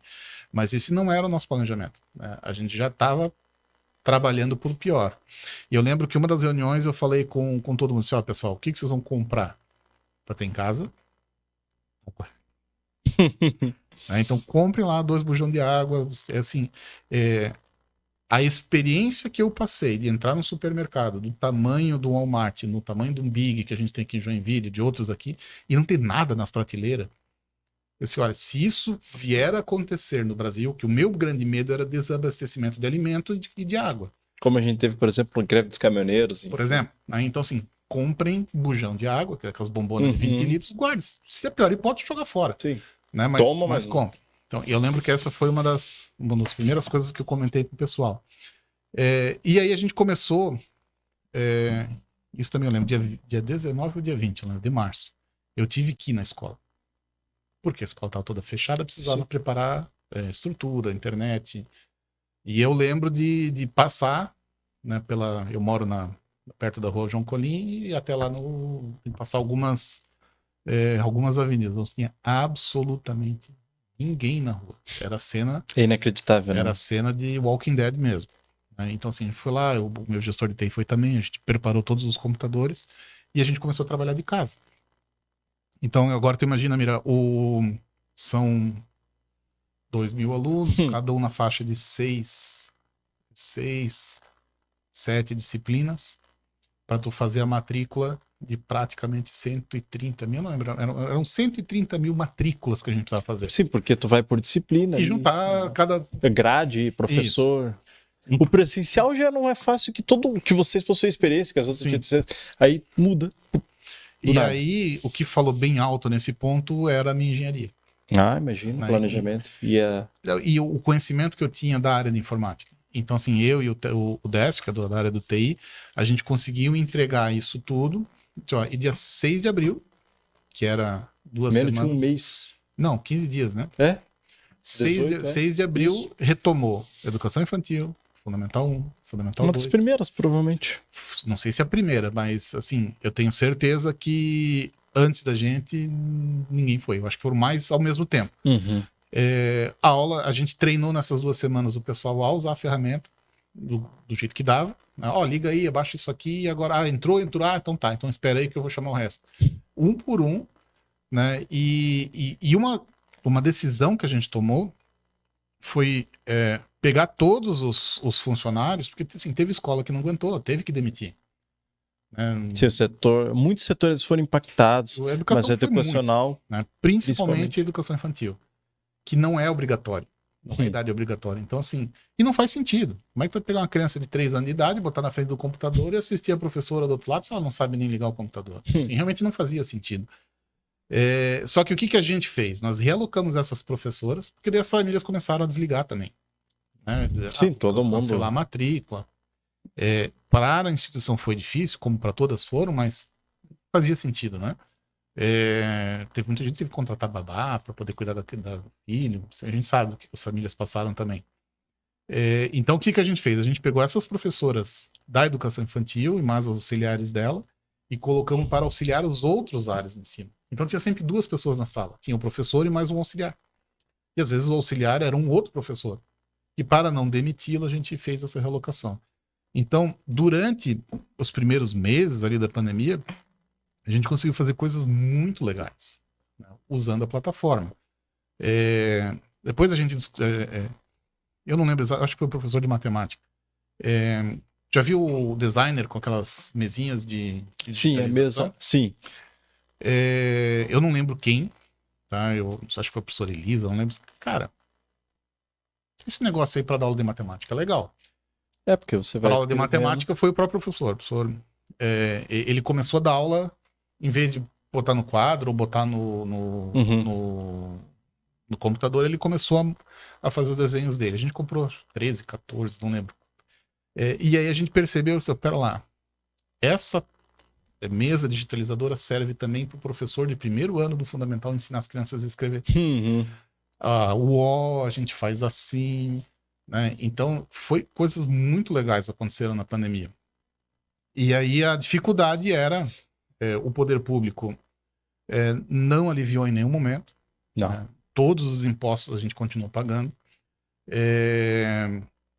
A gente começou uma discussão muito grande se, por parte das famílias, e é compreensível, acho que assim, entender também a posição da família, mas de que queriam uma redução do valor da mensalidade, porque, entre aspas, a escola estaria tendo menos despesa, quando na verdade foi o contrário.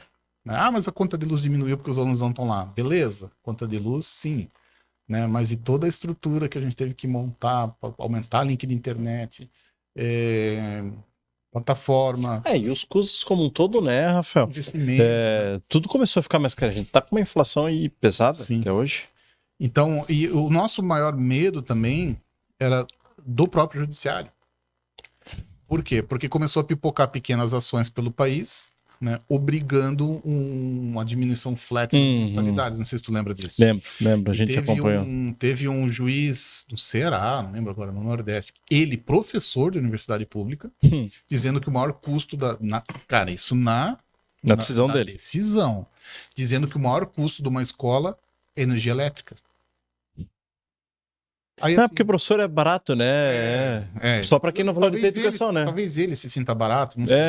Né? Mas assim, o custo de uma escola, uma faculdade é de 70%, 80% é mão de obra. Claro. Prestador de serviço como um todo, né? Mas na educação especialmente. E aí, assim, o medo qual que era? As escolas perdendo aluno, normal, movimento normal, todo mundo perdendo emprego, todo mundo reduzindo custo, layoff, ou seja, isso impactou nas escolas. Até porque a escola é a primeira coisa que a família, quando se apura, né, ou deixa de pagar ou tira o filho, acontece. Ou seja, a gente já tinha uma redução imaginável de receita, e se ainda viesse, né, de maneira obrigatória, ou pelo Ministério Público, ou com ações individuais, PROCON, enfim.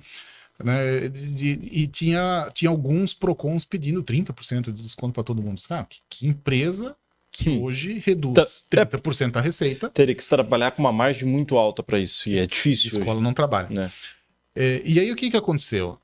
Desde o começo, eu e a professora Elisa sentamos e disse, olha, nós vamos aguentar o salário do pessoal até nós não aguentar mais. Nós não demitimos ninguém. Pessoal da cantina, sem vender uma única coxinha. Claro. Os alunos não estão lá. 7 ou 8 funcionários. Não demitimos ninguém. Mantendo o salário deles, normal, layoff, tudo que o governo ofereceu Sim. de tentativa de ajuda, a gente buscou. Mas a gente não demitiu ninguém. Então, assim, 2020 foi muito difícil. Né? Assim, a nossa sorte é que nós tínhamos começado muito bem. Né? E nós estávamos capitalizados porque a gente ia começar a fazer obra. Ah, sim. Então, a gente estava capitalizado. E aí, fomos fazendo. E a obra, infelizmente, a gente tinha imaginado 1x e custou 4x, porque Eu tudo também fiz começou obra no a período. aumentar, a encarecer. Chegou um momento que a gente não tinha como comprar bacio, não tinha no mercado, não tinha mais ferro, não tinha mais vidro, né? Então, assim, vambora. E assim, aí o custo aumentando, aumentando. A obra que eu precisei fazer, não nem se compara com a de vocês, mas era ao ponto assim de tijolo. O fornecedor tirou de uma carga para colocar na outra, assim. Os caras estavam. Direto. Não tinha papelão para embalar as coisas. Sim. Né? Então, assim, foi bem difícil. 2021, aí veio o impacto. Como a gente tinha feito um bom trabalho na escola, a escola até cresceu em 2021. Mas o ensino superior, infelizmente, todo mundo, vou fazer depois, deixa passar, depois eu faço. Porque é normal, isso aconteceu em todas as universidades. E aí a educação infantil é essa sim. Né? Como eu estava te falando antes, assim, mais de 900 escolas de educação infantil de Santa Catarina fecharam as portas. Não. 900 em Santa Catarina. Santa Catarina. Né? Por quê? Porque assim, como não é, de novo, não é idade obrigatória, então, não concordo com o que a escola está fazendo, ou não interessa, então eu vou manter a criança em casa, já está todo mundo em casa mesmo, né? E vou cancelar a matrícula. É compreensível por parte da família? Claro que é. Né? Mas para aquela escola que depende única e exclusivamente dessa mensalidade para se sustentar, Nós não estamos tem o que falando fazer. aí, seria basicamente um estado de 300 municípios, seriam 3 escolas por município. E tem município que não tem 3 escolas. Aqui em Joinville Educação eu infantil. acompanhei 3 escolas que não aumentaram. Tá? Teve escola que fez diferente. Disse, né, assim, aí o outro também não Sem é julgamento. não é uma crítica, não é um julgamento. Disse, olha, eu sei que isso não vai dar certo. Então o que eu vou fazer? Já demito todo mundo agora. Uhum. Então teve gestor que fez isso. Legal. Não dá para Né? julgar. Não vou julgar, cada um sabe do seu. Mas essa não foi a posição que a gente quis fazer. É que aí volta, Rafael, numa outra questão que nós já falamos aqui anteriormente, que é a cultura da instituição. É o sentimento de pertença, é a confiança. A gente sabia que na hora que voltasse ia ter que recontratar todo mundo. Né? São bons profissionais, né? Não é fácil. Então a gente optou por fazer isso e hoje a gente paga as decisões que nós tomamos até hoje. Então, assim, a gente vai levar mais algum tempo até a gente realmente conseguir se virar o livro do Covid. Ainda não deu. E aí aconteceram coisas muito legais. Então, assim, esse ano 2000. E outra coisa do retorno. Né? Até a Jorpem vai lançar um livro agora sobre a visão das escolas nesse período. Né? Tem um capítulo lá que eu escrevi com outra professora. O retorno foi muito impactante. Porque todo mundo estava com medo. Né? Todo mundo está com medo. Imagina. Todo mundo morrendo em tua volta, todo mundo conheceu alguém que morreu. Sim. Né, que veio a ser cometido. As famílias cada vez mais desgostosas com o modelo. Mas isso é tudo. Eu via coisas assim, tipo, prefiro que meu filho reprove, mas eu não vou botar meu filho em risco. É compreensível. É compreensível.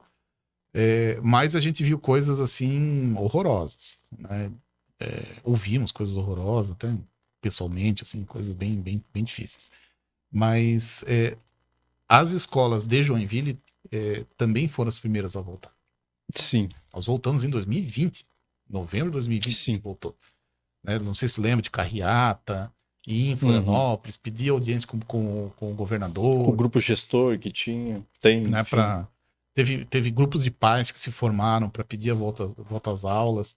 Porque quando a gente olha para os números, né, o risco das crianças é muito baixo. É baixíssimo. Mas há um risco. Né? E assim, tu vai botar a vida do teu filho em risco? Então, assim, era compreensível a reação das famílias. Mas tinha pais que não, eu vou botar meu filho, eu preciso do meu filho, eu quero meu filho, eu preciso que ele esteja na escola. Né? E a gente conseguiu, foi em novembro, se não estou enganado. E a gente voltou no modelo híbrido, que era o professor em sala de aula, dando aula para parte na sala e parte em casa, que foi o pior momento da pandemia. Né? Porque o professor, para quem eu atendo... Eu falo pra câmera... Eu falo para a câmera, eu falo para ti. Né? E aí o cara que está em casa, às vezes quer fazer um levantar a mão, mas eu estou atendendo o pessoal que está aqui. E aí quem tem prioridade? Quem veio? Quem está em casa? E aí pro profissional da educação, lógico, né? Pro profissional da saúde, não há nem o que dizer, né? Mas pro profissional da educação foi muito difícil o retorno. Né? E aquela desconfiança de tipo, e agora? O que vai acontecer? Vacina, não vacina? Toma vacina, não toma vacina? É obrigado a tomar vacina? Não é obrigado a tomar vacina? Obriga a criança a tomar vacina? Não obriga a criança a tomar vacina? Então, assim, as preocupações mesmo. Foi bem difícil. E aí a gente teve, né, em março, um momento, para mim, particularmente difícil, né, que foi a perda do meu sogro e do meu pai na mesma semana. Os dois acometidos de Covid, e nenhum dos dois pegaram lá. Né? Então, os dois, o meu sogro também trabalhava conosco, né? Ele era o meu braço direito, mas também não foi lá. Então, foi bem difícil, assim, foi complicado conseguir gerenciar uma empresa daquele tamanho. E o pessoal pegando pesado. O pessoal pegando pesado. Acho que em 2021 acho que já estava um pouco melhor, né? Mas, assim, eu recebia 5 horas da tarde a ligação do hospital do meu pai, que estava na UTI, e 6h30 recebia do meu sogro, que também estava na UTI. Né? Então, assim, foi bem difícil conciliar esses dois momentos, né? E aí, quando a gente recebeu a notícia, realmente foi avassalador. O meu sogro faleceu no domingo, né? Foi dia 7 de março, 9 de março, feriado, dia 11 de março falece meu pai na quinta-feira. Isso foi uma sequência de situações que a gente teve que organizar. E aí a gente descobre outra coisa em relação ao Estado brasileiro, né? Que quando você falece, você ainda assim tem que fazer um monte de pagamento de coisas para poder... Sim. Né, TCMD, né? Então, assim, foi bem difícil 2021. 2022, aí sim é um ano que assim, tá sendo muito legal. Né? Então, assim, fruto de superação. Fruto de todos esses momentos e todas as coisas boas que a gente conseguiu fazer. Novo ensino médio, estamos implantando. Um sucesso, 5 turmas de 40 alunos, né, de primeiro ano de ensino médio. Aí entrou o curso de Direito na instituição, no ensino superior. Aí eu sou suspeito, né? Porque o Direito brilhou o olho quando eu vi vocês fazendo isso. Eu sei a qualidade de vocês lá. Mas assim, antes da gente seguir, sabe uma coisa que é difícil também, Rafael? E que bom que está sendo superação. Mas quem pega pesado com a gente aqui é o diretor. E o horário já está nos batendo. Porque quando a conversa é boa e vai fluindo, é dessa forma mesmo. E assim, Rafael, o que eu quero muito é que você tenha gostado e retorne. Então, para não ficar cansativo para você, e falando em superação, eu imagino que ela irá assistir. E recomendo. Quando estive na instituição de vocês semana passada, eu recebi um kit lembrança. E o que mais me chamou a atenção e eu fiz questão de trazer aqui hoje, Rafael, é o livro da professora Zelândia. As ilustrações também são do Ítalo José Dell'Antonia. Eu vou mostrar aqui. Depois, se a imagem não ficar legal, o Neto... Estou tampando aqui o nome da professora Zelândia, mas depois o Neto coloca, se for o caso. Já apontou que sim. Então, professora Zelândia, eu fico muito feliz, e eu tenho certeza que isso vai me emocionar, mas eu fico muito feliz pelo legado que vocês plantaram, não só da instituição, de qualidade de ensino, de comprometimento com a educação. Eu também fiz mestrado em educação, então é uma área que eu acho que é o futuro da nossa nação. Ele passa pela educação e a gente sabe disso, então agir dessa forma. Mas eu tenho certeza que a professora Zelândia e o professor Tarcísio, além do legado que deixaram na instituição, deixaram um legado familiar, Rafael. E não falo só de você, mas da família e do compromisso de vocês. Então, para que a gente já vá se encaminhando para a nossa conclusão, eu queria te pedir, Rafael, eu tenho meu filho, me simpatizo com a instituição, conheci, gostei. vocês atendem na educação infantil? Uhum.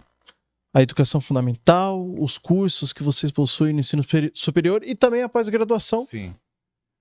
Bom, o único nível que a gente não está atendendo hoje é o berçário.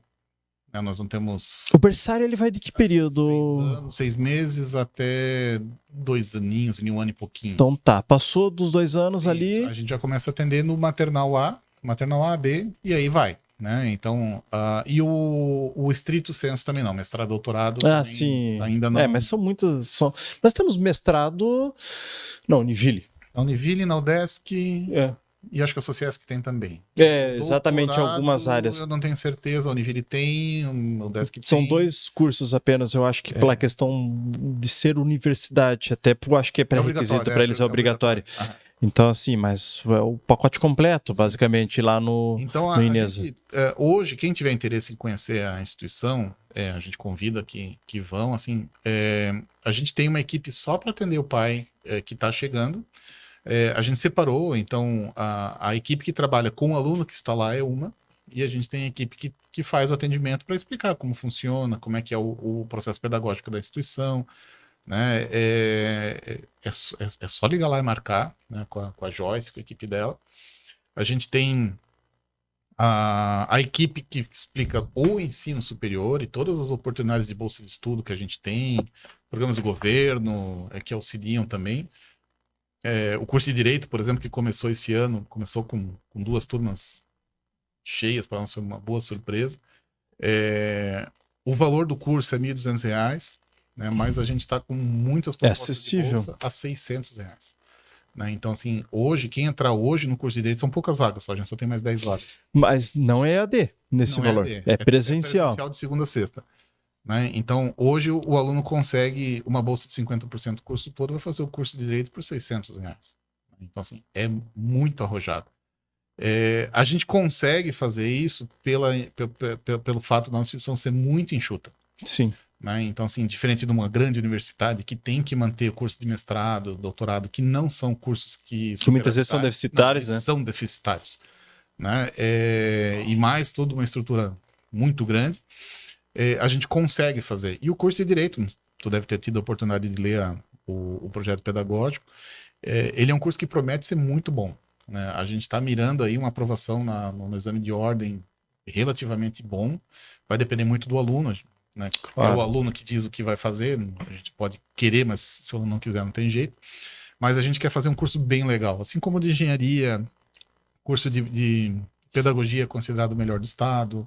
Nós temos lá só assim, até para não ser injusto com os outros cursos, né?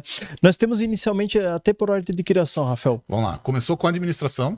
Na verdade, o curso começou normal superior. O ensino superior, ele começou com o normal superior. Uhum. E foi uma demanda da professora Zelândia que não conseguia contratar professores para o Fundamental 1. Você quer saber do que mais? Vamos formar os nossos próprios professores. Pô, que legal. Então foi daí que começou. Mas o primeiro curso que iniciou com turmas mesmo foi a administração. Então a administração, logo depois do normal superior em 2004, depois 2005. E em 2006 o curso teve, e isso foi uma sacada muito legal do MEC, ele permitiu que o normal superior se transformasse em pedagogia. Uhum. Tá? E o normal superior ele é mais, tipo, só pode trabalhar com educação infantil, só pode trabalhar com o Fundamental 1, e a pedagogia abriu. Ele é amplo, né? Então a gente começou, a administração, pedagogia, em 2017, a contabilidade. Ciências contábeis. Todo mundo empregado. Sim, é um mercado muito absurdo. quente. Apesar das dificuldades com inteligência artificial, sistemas, mas tenta contratar para ver. E assim, a inteligência artificial vai ajudar muito, mas assim, vai precisar ainda de todas as áreas. Depois, em 2020, engenharia de produção. É um curso também que promete ser bem legal. Estou indo para o 3º ano agora, ano que vem para o 4º. Esse ano começou o direito. Então, próximo curso, se não for te perguntar demais. Eu não sei se eu posso falar, mas assim, na área de saúde. Não, bacana. Já ficou o spoiler do Rafael. E a gente quer te convidar para retornar, então acho que a gente fala do futuro num próximo programa, Rafael. Podemos comentar da mãe também, dos livros dela. Eu acho que só ela, por si só, já dá uma história pela história dela, eu conheço um pouco e já me impressiona bastante. Eu recomendo a quem quiser conhecer um pouquinho, né, o meu pai é falecido, a mãe é aposentada. A mãe tem uma doença chamada esclerose lateral amiotrófica, que é uma doença degenerativa debilitante, mas ela tem feito coisas, apesar da doença, muito legais, como escrever livros. E não só escrever, como eu acho que eu já vi quadros dela lá na instituição de antes, né? Óbvio, né? Evidentemente. Mas ela quem quiser uma conhecer, história fantástica. Eu recomendo o filme A Teoria do Tudo, que é a história do físico Stephen Hawking, que é uma descrição dos passos da evolução da doença. Sim. Tá? E é o que ela vive, mas nem por isso ela se deixa bater. Assim, é uma guerreira mesmo. E consciente, né? É uma questão física, muscular ali. São os neurônios motores que perdem as funções. Então, o cérebro manda o comando para movimentar um membro, alguma coisa assim, e o comando não chega. Então, aí ela não tem o movimento. Então essa é a descrição da eu não conheço o filme e você que também não assistiu, vamos assistir juntos, eu vou assistir porque... E prepara os lenços. A gente comentava aqui antes e já falaram que apesar de ser um baita filme, ele é forte, assim, né? Ele é forte, pega na emoção, né? A gente, e assim, o ator foi muito bom. Né? O ator eu não lembrar o nome dele agora, mas ele ganhou um Oscar por essa interpretação. Ele conseguiu retratar exatamente tudo do jeito que é. Assim, impressionante a habilidade desse ator. Ele ganhou Oscar, tudo, então assim, vale muito a pena até para conhecer. Para dar um spoiler, né, teve uns 4 ou 5 anos atrás, o pessoal botava o Ice Bucket, o desafio de jogar gelo. Sim, lembra? É verdade. Esse desafio era para angariar fundos para o estudo desta doença. Sim, eu lembrei. Muita gente não soube, mas aquele desafio de jogar o gelo na cabeça, ele tinha uma causa muito maior do que o próprio viral. É isso aí. E também a professora Zelândia está lançando possui autobiografia. Ela construiu ao longo dos anos. Aqui, para quem está vendo, é uma história infantil, né? Ela fez um livro desses para cada neta. Né? O do Dentinho, se eu não estou enganado, é da Laura, que é a filha mais velha da Elisa, se eu não estou enganado. E cada neta tem o seu livro, sua historinha. Né? E ela fez um livro desse mais robusto, contando a vida dela, né? Uma autobiografia. Esse livro vai ser lançado provavelmente nos próximos meses. Bem legal. Rafael, professor Rafael, Imagina. Também sou filho de professora e me identifico muito com o que conversamos aqui hoje. A gente espera muito te receber novamente. E você que nos assistiu até agora, eu espero que tenha sido tão bom para você quanto foi para nós. Dá uma força, curta este vídeo. É só clicar no botão curtir aqui embaixo, se inscreva no nosso canal, ative as notificações no sininho para você ficar sabendo quando vai sair um vídeo nosso.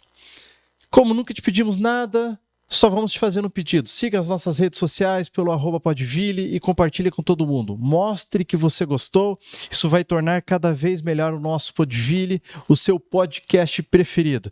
Eu acho que deve ter alguma coisa, eu ouvi falar que quem for lá da instituição, professor, aluno, aí vai ficar sabendo um pouco mais da instituição, quem sabe até uns pontos na nota, né, professor Rafael? Eu não garanto que a gente é meio chato com essas coisas. Porque a qualidade e o rigor... Fica realmente o convite para que, né, os telespectadores possam conhecer a instituição, venham conhecer nossa história. Né? A gente como todo mundo, a gente acerta, a gente erra, mas é sempre imbuídos desse objetivo maior, né, que é fazer o bem, né, e fazer com que as pessoas sejam felizes, né, e que tenham sucesso. Não tenha a menor dúvida que a educação é o princípio basilar disso, né, não tirando as suas, né, excentricidades, né, estudar ainda é o melhor investimento. né, e que vai trazer retorno para a vida de todos. Então, você que é pai, né, que teve o seu filho há pouco tempo, você que é avô, vem conhecer a nossa estrutura, né, vem conhecer a nossa proposta de ensino. Está aberta as portas, agora um pouco mais restrito, né, o acesso, até por uma questão de segurança por causa da Covid ainda, mas liga lá, marca o horário, a gente vai atender bem, né, e vem conhecer. Se você está no ensino superior ou querendo fazer uma faculdade, né, nós estamos também agora com o vestibular aberto para o próximo semestre, para preencher algumas vagas, o curso de Direito só tem 10. Né, turmas cheias. Né, mas vem conhecer também, eu acho que o momento agora é de desenvolvimento, de apostar no futuro, está passando, não passou ainda 100% a Covid, mas está passando, e demonstrar agora resiliência, né, a capacidade de adaptação e principalmente construir o teu planejamento de vida, né, para os próximos anos, o momento é agora. Tá? Então, vem conhecer, né, e tomara que venha estudar com a gente também. Mira, eu quero agradecer muito assim, a tua participação. Até a Siri quer agradecer ali. Quer agradecer também. A tua participação lá com nossos alunos acho que é fundamental. A gente quer ter essa parceria também com a AB, com o mercado jurídico de Joinville. Eu acho que é importante para o nosso aluno. Mas a gente quer também agradecer aí a oportunidade, né, e se botar à disposição. Sempre que precisar da gente, a gente está aí para contribuir. Rafael, muito obrigado. Quem agradece, na verdade, somos nós. Esse foi o professor Rafael Tomasi Bratti, diretor-geral do Instituto de Ensino Superior Santo Antônio Ineza. Muito obrigado pela audiência qualificada de vocês, por assistir até agora. Nos acompanhe, nos siga, se inscreva. Eu tenho certeza que vocês gostaram muito deste programa e vão gostar do próximo. Esse é o Podvilha, o seu podcast preferido. Abraço, valeu! Tchau, tchau!